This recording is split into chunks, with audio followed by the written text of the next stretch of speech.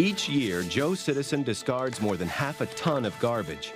Everything from empty pizza boxes and eggshells to broken dishes, appliances, old tires, and the kitchen sink. Worldwide, that's almost 1 billion tons of stinking trash every year. And somehow, all of it needs to be either recycled or otherwise disposed of. So, how do they do it?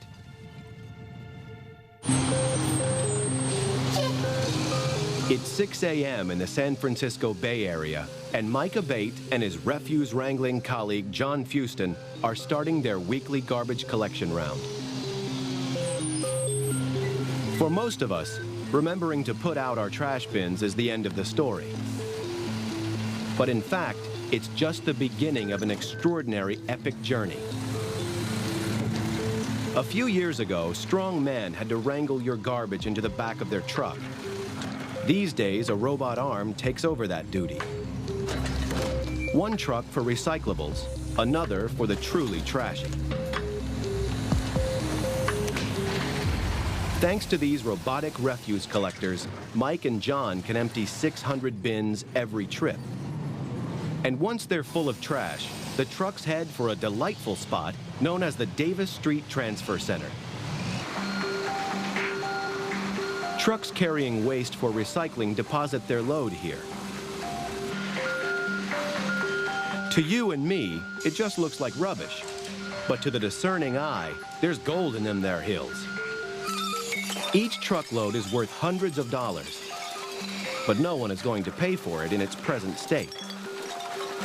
First, these vast mountains of trash need to be separated into the various components of paper, metals, plastics, and glass. Doing that by hand would require a small army.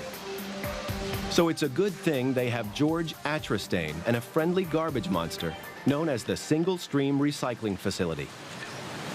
It's pretty incredible. It's noisy, it's dirty, it's very unglamorous, but it's a fun place to be.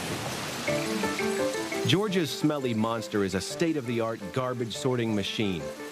Housed in a building that's barely 300 feet long, it contains almost a mile of conveyor belts.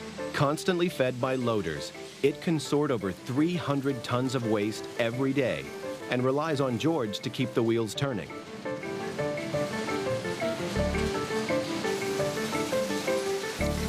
First, high-power fans blast a jet of air through the trash, suspending lighter paper, metal, and plastic, leaving the heavier glass bottles to fall into a separate pile. Next, a steep conveyor bounces the garbage across a series of rubber wheels. This causes the light paper products to continue upwards, while heavier metals and plastics drop down onto yet another conveyor belt.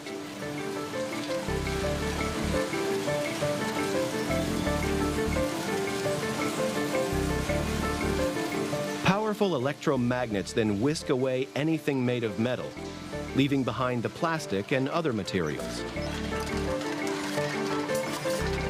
Unfortunately, that's where the machine runs out of tricks. A conveyor transports the remaining waste to a team of operatives who grade the plastic into various bins under George's eagle eye.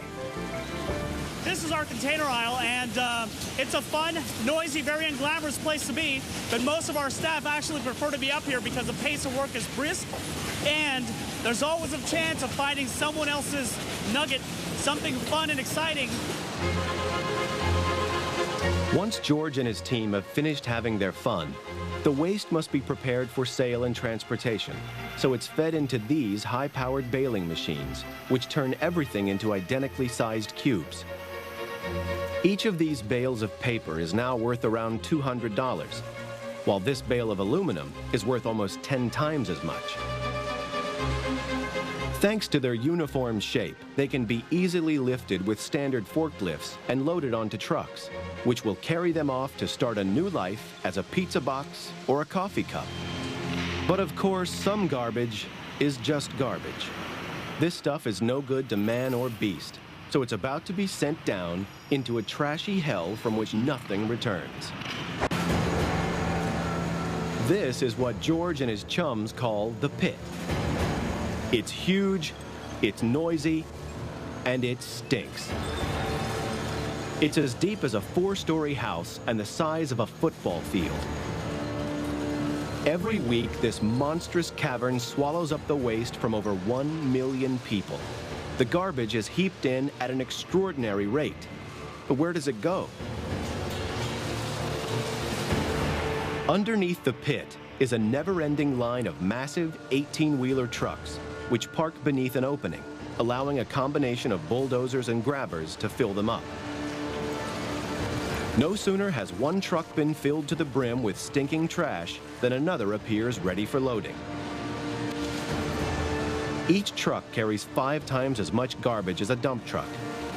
And once they've accepted their load, they head for the burial ground.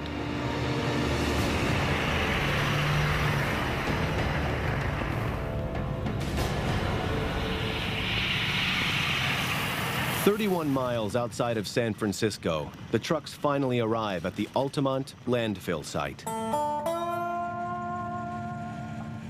Right now, it's like the barren landscape of some cold, unfriendly planet.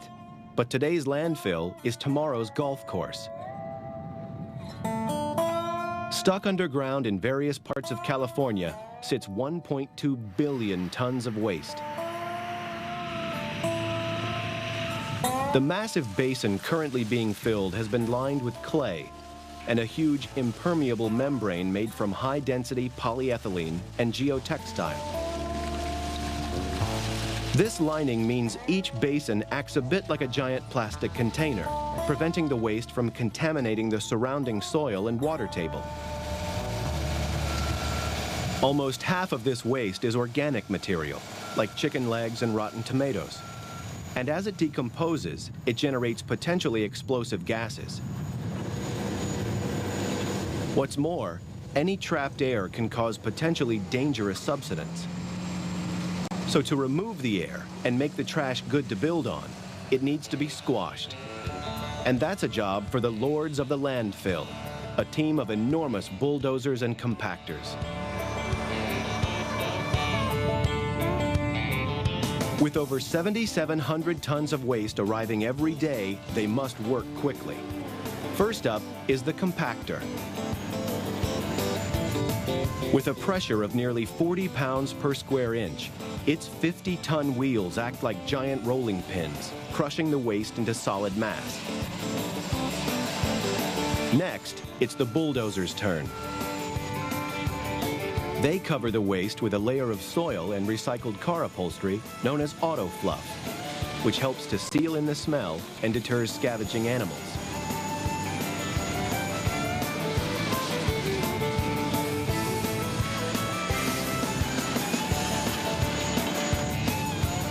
Finally, everything is covered with a permanent layer of soil.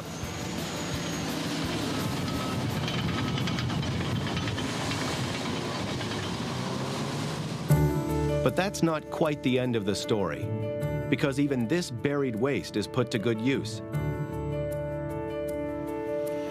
As the rubbish rots, it gives off valuable methane gas, which is harvested by these wells, which are scattered across the site. The methane extracted feeds a gas turbine, which produces enough electricity to power over 6,500 homes.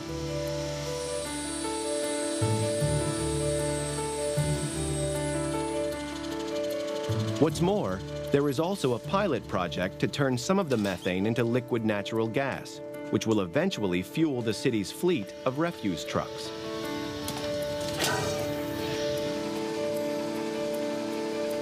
So next time you leave your bins outside of the house for collection, take a moment to ponder the incredible journey it's about to take.